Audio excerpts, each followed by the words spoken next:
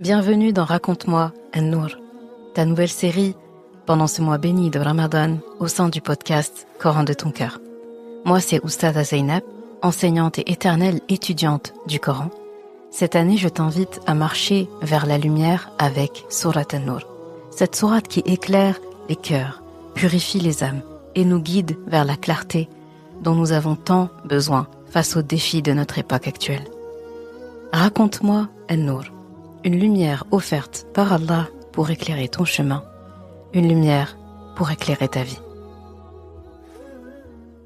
Assalamu alaikum wa rahmatullahi wa barakatuh.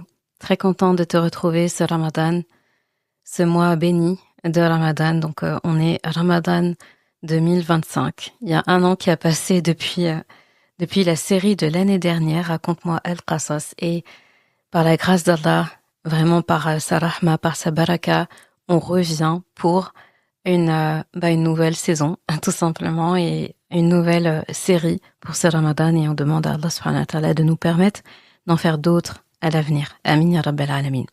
Donc j'espère que ton mois a bien débuté, bien démarré, que tu as pu te préparer par rapport à ça, que tu es content d'entrer dans ce mois de Ramadan comme je le suis. Franchement, le Ramadan, chaque fois que ça arrive, je me dis, mais on n'aurait pas pu patienter un mois de plus en fait. Donc, alhamdulillahi rabbil alamin. Qu'Allah accepte nos œuvres, notre jeûne, toutes nos actions et nous permette de vraiment se purifier, se réformer, recommencer à zéro et repartir de ce Ramadan avec beaucoup de baraka. Parce que si on a 11 mois en réalité pour faire pas mal de choses, pour être au service des autres, pour vivre notre vie, eh bien, on a un seul mois pour vraiment faire le point. En fait, c'est très important. C'est pour ça que moi, mon année dans ma tête, moi, elle commence par Ramadan. Voilà, c'est ça mon 1er janvier. C'est le mois de Ramadan. Alors, donc, comme tu as vu dans le titre, la sourate qu'on va étudier pendant ce mois de Ramadan, Inch'Allah, qu'on va essayer en tout cas de parcourir comme on peut. C'est très difficile de pouvoir le faire en détail du détail, mais on va essayer en tout cas d'en profiter au maximum. Inch'Allah, on a l'occasion et on en profite. Alors, Sourate An-Nour, c'est comme, subhanallah, je vais répéter la même chose que je disais l'année dernière avec Sourate Al-Qasas, c'est que, subhanallah, je disais de Sourate Al-Qasas que c'est Al-Qasas qui m'a choisi, ou plutôt c'est Allah qui l'a choisi pour moi, et ce n'est pas moi qui ai choisi Al-Qasas. Je me suis pas posée en me disant je vais prendre telle sourate. J'ai pas cherché en me disant je vais prendre telle sourate. L'année dernière c'était déjà le cas. Cette année c'est pareil. Et il se trouve que cette année c'est une sourate que je reprends dans le sens où je l'ai déjà abordée en plus petit comité. Donc là je fais un gros clin d'œil à mes sœurs, mes camarades, les sœurs qui me suivaient, les abonnés qui m'ont suivi sur mon groupe privé Telegram que j'alimente pas énormément en ce moment, j'avoue. Et donc, on avait abordé pendant ce mois de Ramadan Sourate Al-Mu'minun et Sourate An-Nur. Et dans un temps normal, je me serais dit, je l'ai déjà dit, ce n'est pas la peine de le refaire. Et là, subhanallah, c'est la sourate qui appelle en fait. C'est cette sourate-là qui appelle. Et je pense que clairement, c'est ce qu'on a besoin de réapprendre, d'entendre, de retravailler dans notre vie. Sourate An-Nur, c'est ce qu'il nous faut vraiment cette année, en 2025, dans l'ère où on se trouve, dans les enjeux qu'on vit, dans la société en fait dans laquelle on est, dans les vies qu'on mène. On en a plus que besoin. Des fois, je me demande si elle n'a pas été révélée pour aujourd'hui. Je sais qu'à chaque fois, c'est ce que je dis des sourates, mais on a vraiment l'impression que Sourate An-Nur, c'était pour aujourd'hui. Vraiment.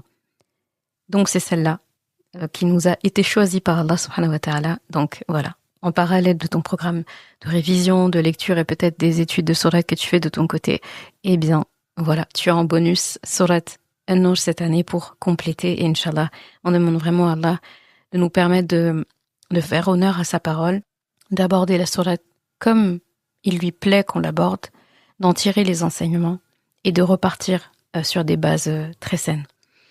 Alors, avant même de rentrer dans le vif du sujet, donc comme aujourd'hui, ce sera vraiment un épisode introductif. On va pas commencer à rentrer dans les ayats dès aujourd'hui, on va poser les choses. Donc aujourd'hui, on va vraiment parler du contexte. Pourquoi cette sourate ? Le contexte de cette sourate. Quelle est cette sourate ?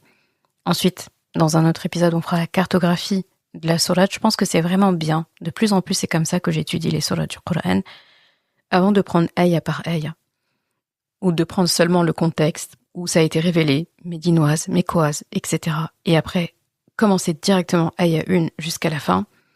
Je pense qu'il est très intéressant d'avoir une vision d'ensemble de la sourate. C'est pour ça que c'est bien d'être accompagné ou de lire des ouvrages, suivre des cours aussi qui permettent de faire ça, ou on peut le faire aussi soi-même.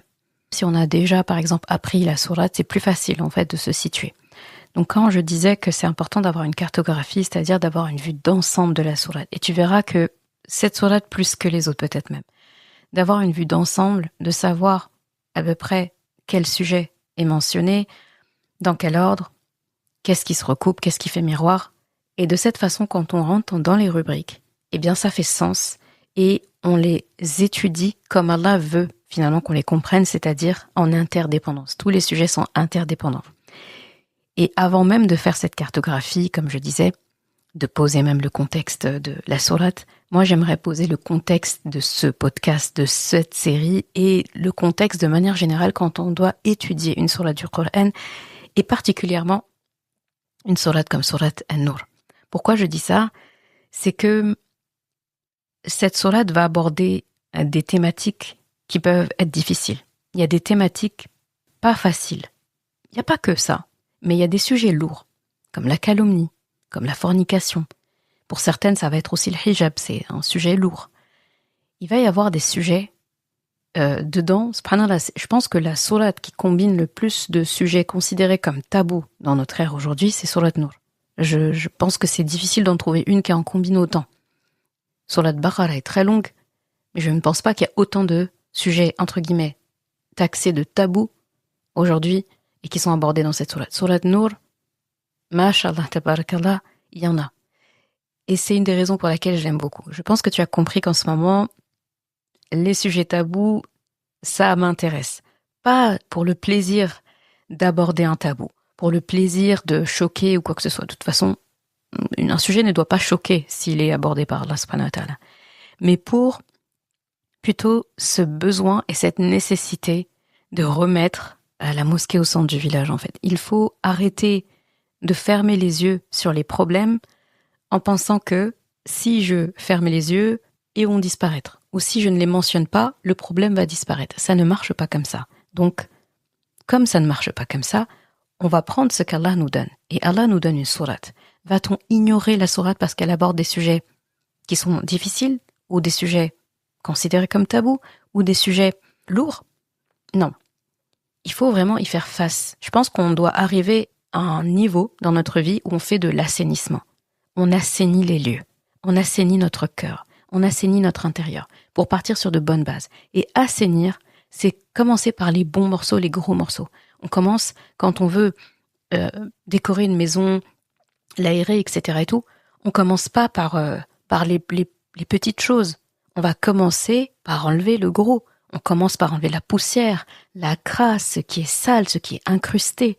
C'est seulement là, après, qu'on pourra poser la peinture, qu'on pourra mettre une brume, qu'on pourra mettre des nouveaux meubles, qu'on pourra mettre du papier peint, etc. Sinon, ça n'a aucun sens. Ça passerait pas par la tête de quelqu'un de mettre une couche de quelque chose de beau, de joli, sur quelque chose de sale. On nettoie d'abord et ensuite on met du bien. C'est pareil en fait. On doit assainir nos vies, assainir nos emplois du temps, assainir notre environnement, assainir nos relations, assainir notre relation à nous-mêmes, notre relation aux autres, notre relation à Allah. Et seulement en fait, le bien va opérer. D'accord ? C'est très important de passer par là. Sinon, à quoi bon ? Et sourate Nur, je pense, est vraiment très adéquate pour faire ce travail. Et tu ne le feras pas seul vu que on est ensemble et on va le faire tous ensemble pendant ce mois de Ramadan. Encore une fois, je vais le répéter souvent, mais qu'Allah nous aide à honorer, en tout cas, les nombreux sujets de Sourate An-Nur. Donc, c'est un disclaimer là vraiment que je suis en train de faire. Et j'en profite aussi pour faire ce disclaimer-là. Attention lorsqu'on lit le Coran, lorsqu'on étudie le Coran, lorsqu'on le médite, de ne pas avoir un œil critique. Nous ne sommes pas dans notre panier Amazon ou autre, où en fait, avant de prendre un produit, on regarde le nombre d'étoiles, on regarde les avis et ça nous plaît pas, etc. Ou il y a le critique d'un livre, la critique de l'auteur, etc. Ça n'existe pas avec le Coran. Et d'autant plus quand il y a des sujets difficiles comme ça. Je le sais parce que ça va venir. Il y a des questions qui te parlent déjà. Pourquoi on porte le hijab? Pourquoi on fait les choses par rapport aux hommes? Pourquoi la calomnie, ceci, cela? Pourquoi est-ce qu'on est puni pour cette raison? Pourquoi la fornication? J'ai même pas besoin de t'expliquer tout ce qu'il y a autour. C'est-à-dire que les non-musulmans, on a du mal à leur répondre sur des sujets qu'ils aiment beaucoup nous tacler dessus, du style « Ah, la lapidation, oh, pourquoi vous faites ça? Oh, la polygamie, etc. » Et parfois, on peut même pas leur répondre parce que nous-mêmes, nous ne sommes pas à l'aise à l'intérieur avec ça. Nous-mêmes, si on se ment pas à nous-mêmes, on peut se dire « Ah, ce châtiment-là, cette punition, elle était peut-être un peu trop dure quand même. » Eh bien, ce qui est beau, c'est que tu vas voir que tout fait sens. Tout fait sens. Et le but aussi, derrière ce podcast-là, cette série-là aussi, cette sourate, c'est de remettre à plat ces choses. C'est pas d'avoir du répondant et de pouvoir dire à tout le monde, oui, regarde ça, c'est ça pour ça, etc. Non, mais c'est de pouvoir se répondre à soi. Accepter quand Allah nous donne des explications de choses et accepter lorsqu'il nous demande juste de le suivre, de suivre ce qu'il nous dit, sans trop se poser de questions. En tout cas, pas dans un premier temps. Donc, il faut être très intelligent dans ça.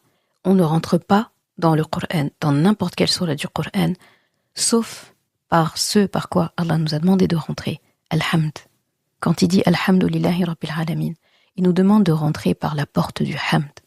Et quelqu'un qui est reconnaissant, qui loue Allah, qui sait qu'Allah est indispensable dans sa vie, qu'il n'a finalement de lunettes que la gratitude qu'il doit vis-à-vis d'Allah, il ne peut pas être critique, il ne peut pas vouloir désobéir, il ne peut pas rouspéter, polémiquer, débattre avec les paroles d'Allah dans le Coran. C'est pas possible. Donc, humilité. Je sais que c'est pas facile aujourd'hui. Franchement, faut dire ce qui est. C'est pas facile aujourd'hui parce qu'on est dans une époque où on nous demande de tout critiquer, de tout discuter. Quand tu vas sur les plateformes, sur les réseaux, les médias, peu importe, tout le monde a un avis sur tout. Tout le monde parle de tout. Tout le monde met son grain de sel partout. Quand on n'a pas demandé et quand on a demandé. Et tout le monde est au même pied d'égalité. Donc on met au même pied d'égalité l'avis de quelqu'un de calé dans le sujet que quelqu'un qui l'est moyen, que quelqu'un qui l'est pas du tout. On va voir des plateaux télé, je regarde pas forcément la télé, mais je n'ai pas de télé, mais j'ai des retours et sur les réseaux on voit les choses passer. Eh bien, on a des sujets où on demande l'avis de quelqu'un qui n'est pas du tout du métier, des sujets politiques, etc. Et on vient inviter sur un plateau quelqu'un qui va finalement aller dans le sens où on veut que l'émission aille et prendre une position alors que cette personne n'a pas du tout de connaissances, en tout cas suffisante, scientifique pour ce sujet. C'est à cette époque qu'on est. C'est à cette époque qu'on est. Elle n'est pas facile. Et ça va peut-être aller de mal en pire, on sait pas. Mais on laisse un monde à nos enfants qui n'est pas évident de gérer. Donc il faut se blinder. Il faut vraiment s'armer de bien, de bonnes choses, de compétences, de science, de sagesse, de rahma, voilà, de crainte d'Allah surtout, pour pouvoir survivre ici. On parle de survie. Donc attention à ça. Attention à ne pas entrer avec un œil critique. Là, la critique, faut zapper. Et je vais le répéter au fur et à mesure du podcast. Je vais le répéter parce que c'est pas évident. Je vais même improviser un peu coach. Quand il va y avoir certains sujets, à dire doucement, ça va aller, tu vas voir, ça va bien se passer. Et il faut aussi qu'on arrête de s'infantiliser, d'être comme on a l'impression des fois pour certains sujets, on est comme des poupées porcelaines. On voit pire dans la vie quotidienne, on voit pire des fois dans le voisinage, etc. Et quand Allah parle de quelque chose qui est juste, on est là à dire oh c'est dur quand même, c'est un peu barbare quand même, mais c'est compliqué ça, c'est trop. Non. Ce n'est pas trop, c'est ce qu'il faut. Et tu vas voir que la justice d'Allah, quand elle est appliquée, il vaut mieux que ce soit la sienne qui soit appliquée que la justice de l'être humain, surtout quand il veut se faire justice à lui-même, quand l'ego parle. Donc j'ai posé le disclaimer, tu retiendras que humilité, il n'y a pas de regard critique, le regard critique moderne là, tu le déposes à la porte. Sinon, ça va pas être possible et c'est dommage parce qu'on peut pas s'imprégner. On se défait complètement de tous nos préjugés, nos stéréotypes lorsqu'on entre là où Allah subhanahu wa ta'ala est en train de nous parler. On se tait et on écoute. Et on médite comme il nous a dit. Afala yatadabbaruna al-Qur'an. Ne médite-t-il donc pas le Qur'an? C'est tout ce qu'il nous demande vis-à-vis du Qur'an. Donc, sourate Nur, maintenant que les choses sont posées. C'est une sourate qui est médinoise. Donc, ça veut dire qu'elle a été révélée après la Hijra. Donc, après que le prophète sallallahu alayhi wa sallam a migré à Médine. Donc, c'est une sourate médinoise. C'est une sourate, les savants sont quasi unanimes sur ça, sur le fait qu'elle a été révélée en plusieurs parties et pas en un bloc. Il y a des sourates qui sont révélées en un bloc, comme tu as dû en apprendre, et il y en a d'autres en plusieurs parties. Sourate An-Nur a été révélée en plusieurs parties. Et j'en profite aussi pour faire un aparté, je pense que tu as l'habitude maintenant dans ma façon de procéder. J'ai pas besoin de rappeler que quand je m'exprime, etc., je me base sur des sources sûres, sur des tafsirs et pas qu'un seul, un minimum 10 tafsirs avant de parler d'une sourate. C'est quelque chose que j'ai étudié, réétudié. J'en discute aussi avec mes enseignants. J'ai suivi plusieurs enseignements par rapport à ça. Et j'insiste sur le fait que ici, dans le podcast, nous ne faisons pas de tafsir. Ça veut dire nous n'interprétons pas le Coran. Ça, ce sont des mujtahidoun qui font ça. Ce sont des savants du Coran, du hadith, de la transmission qui le font. Des gens qui ont consacré leur vie à ça. Ici, on ne prétend pas faire ça. Donc attention à pas venir m'attraper par le col. Ah, tu interprètes. Je n'interprète rien, d'accord? Par contre, là, ce qu'on offre ici dans le podcast, c'est la partie tadabbur, méditation, qui est fait normalement que tout un chacun doit faire. C'est le but du Coran, comme Allah l'a dit. Yaddabbaru ayati, afin qu'il médite les ayats. Dabbara, ça veut dire, dubur, c'est le fait de chercher derrière l'information. Allah ne veut pas qu'on lise seulement l'ayat, il veut qu'on cherche derrière qu'est-ce qu'il a voulu nous dire. Ça veut pas dire interpréter, c'est très délicat. Ça veut pas dire moi j'interprète. Ça veut dire que je lis le Coran.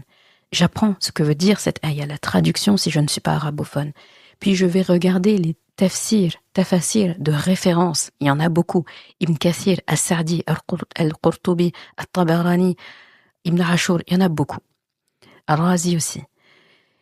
Et ensuite, quand j'ai ces tafassir m'offrent le contexte de révélation que je ne peux pas inventer, la période médinoise, mécoise, les raisons, les sujets, etc., la linguistique, tout ce qui va avec, les définitions, les règles, les hadiths, si le prophète sallallahu alayhi wa sallam a parlé de ces ayats-là. Et ensuite, quand j'ai tout ça, là, je fais un effort de méditation. La partie méditation, c'est à quoi ça s'applique, comment ça s'applique dans ma vie. Comment je peux faire vivre ces ayats dans mon quotidien. Et toutes les ayats peuvent prendre vie dans ma vie. Toutes les ayats sont doua'ables, sont transposables en doua. Toutes les ayats sont exploitables et toutes me servent à quelque chose.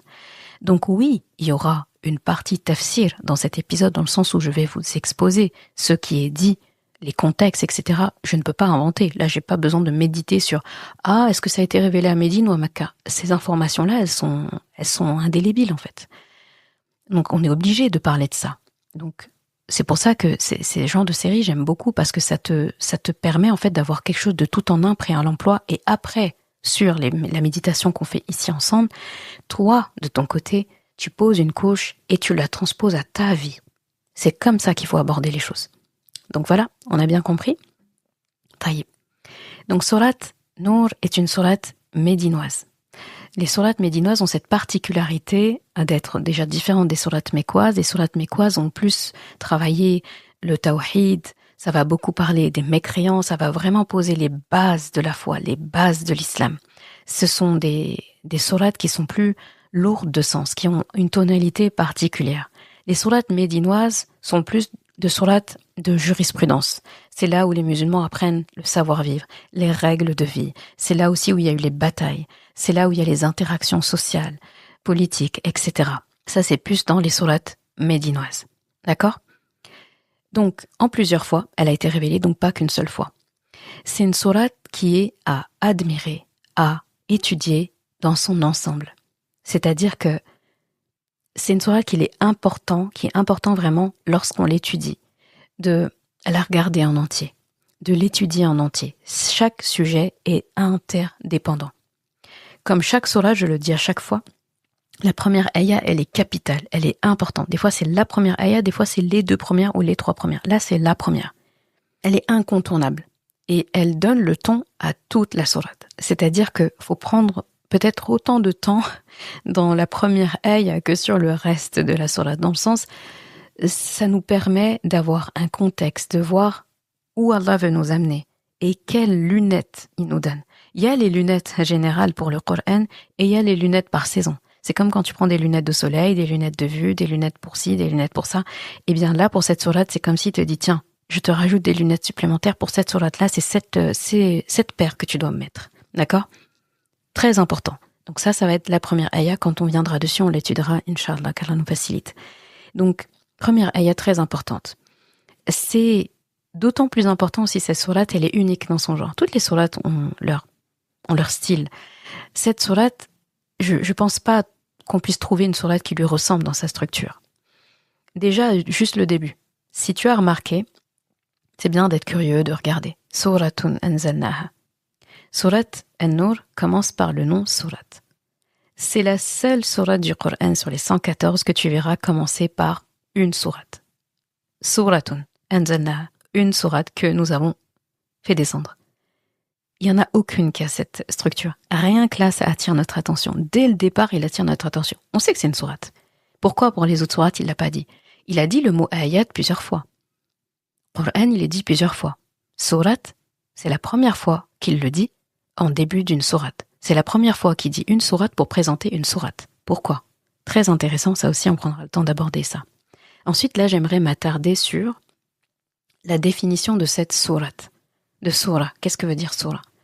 On va pas parler de la première ayah aujourd'hui. Comme j'ai dit, aujourd'hui, on pose les bagages. On vient s'installer là. C'est comme si on avait une maison de vacances. On vient, on pose les valises. On découvre les lieux et après, on va commencer à profiter.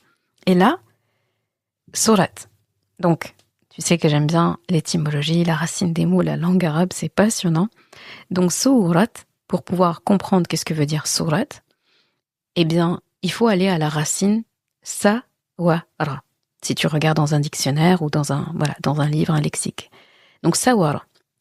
Sawara, dedans, il y a la notion de grimper, de monter, de s'ériger, d'atteindre quelque chose de haut. Tu as dedans aussi le mot sour. Et sour, ça veut dire muraille. D'accord? Donc, c'est la même racine. Une muraille ou une enceinte. Donc, sourate, ça veut dire aussi sourate, c'est traduit comme ça en français. Ça veut dire un rang élevé, un degré élevé. Ça veut dire gloire, ça veut dire une marque, et ça veut dire quelque chose qui a une forte valeur. Donc là déjà, tu te dis, ok, donc une sourate, c'est quelque chose, donc c'est une enceinte, une muraille, c'est quelque chose qui est bien protégé, qui est protégé par des murs. Et c'est quelque chose qui est haut, c'est quelque chose qui a de la valeur, il y a un haut rang, il y a une gloire. Et c'est quelque chose qui renferme et qui protège quelque chose qui a de la valeur. C'est ça une sourate. Toutes les sourates finalement obéissent à ça. Mais le fait que dans cette sourate, il dit que c'est une sourate, ça veut dire qu'ici, c'est encore plus amplifié.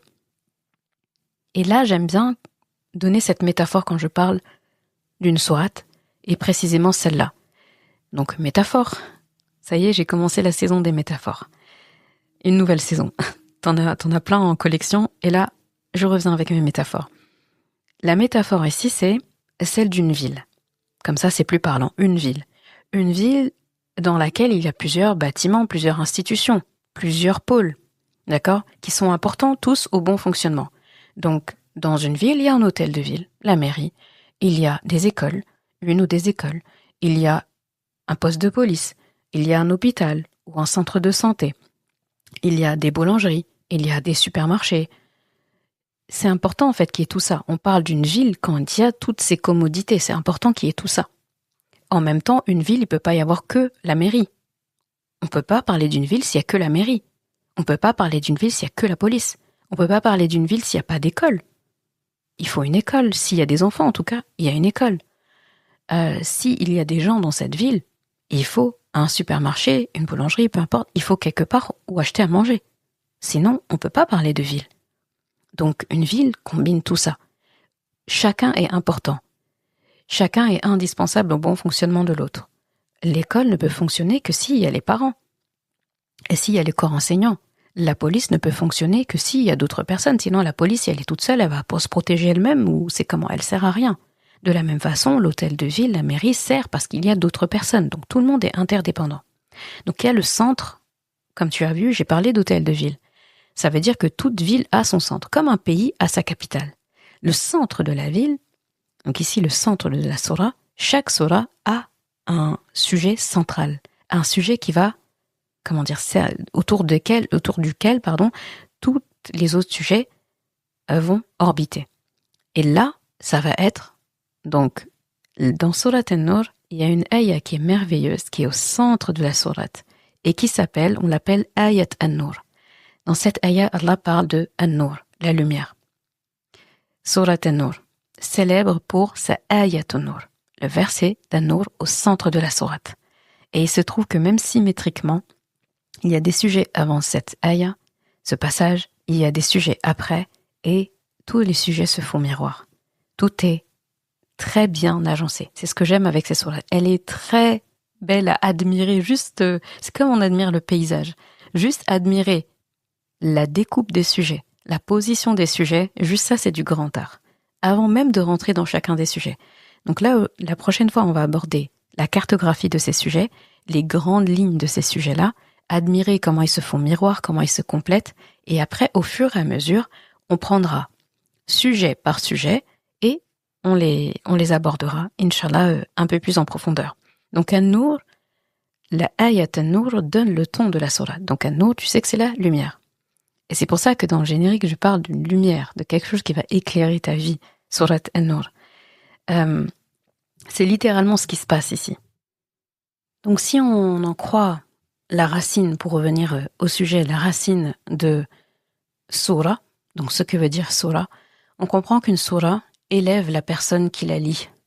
La Surah élève les sujets qu'elle aborde. Et c'est ça que je veux vraiment que tu aies en tête quand tu étudies Surat An-Nur. C'est pas pour rien qu'Allah, le premier mot de la Surah, c'est Surah. Ça veut dire qu'il veut vraiment qu'on mette le focus dessus. Ça veut dire qu'il y a des lunettes ici qu'il nous donne. Et tu vas voir que les lunettes sont beaucoup plus complètes quand on va voir en profondeur la première ayah. À elle toute seule, déjà, c'est très important de prendre le temps de la savourer. Donc, il faut vraiment comprendre qu'un sujet ne se prend pas seul. Donc, il y a plusieurs sujets qui vont être élevés par Surah, la Surat An-Nur. Donc, An-Nur, un peu avec Ayat An-Nur, qui est le centre de la ville, qui vient illuminer comme les rayons donc du soleil, les rayons de lumière, qui vient illuminer autour. Et on sait qu'une lampe, une lumière, elle ne s'éclaire pas toute seule. La lumière, c'est quelque chose de tellement beau, dans le sens où elle s'éclaire elle-même, et elle éclaire de facto tout ce qui se frotte à elle, tout ce qui est à côté. On ne peut pas empêcher les rayons de soleil de se diffuser. On ne peut pas empêcher la lumière de se propager. On ne peut pas la retenir. On ne peut pas retenir un rayon de soleil. On ne peut pas retenir un rayon de lumière. Donc forcément, si tu te frottes à An-Nur, tu vas être illuminé. Si tu te concentres sur elle, si tu prends ce qu'elle te donne, si tu acceptes de t'élever à travers ces sujets, t'élever dans cette sourate, bi'iznillah, par la grâce d'Allah, alors forcément, tu vas gagner en lumière et elle va se propager dans ton quotidien. Donc je vais m'arrêter là pour aujourd'hui et je te retrouve la prochaine fois, Inch'Allah. Donc normalement, il y a un épisode du lundi au vendredi ou du lundi au samedi. En tout cas, il y aura un break peut-être soit le samedi ou le dimanche ou les deux. Ce sera en fonction du nombre d'épisodes, Inch'Allah, et de début à fin Ramadan. Et donc, on se retrouve pour le prochain épisode où on verra la cartographie de Surat An-Nur pour pouvoir plonger tranquillement et vraiment plonger, faire un saut à l'intérieur et savourer chaque ayah qu'Allah subhanahu wa ta'ala nous offre. Je te dis au prochain épisode, Inch'Allah.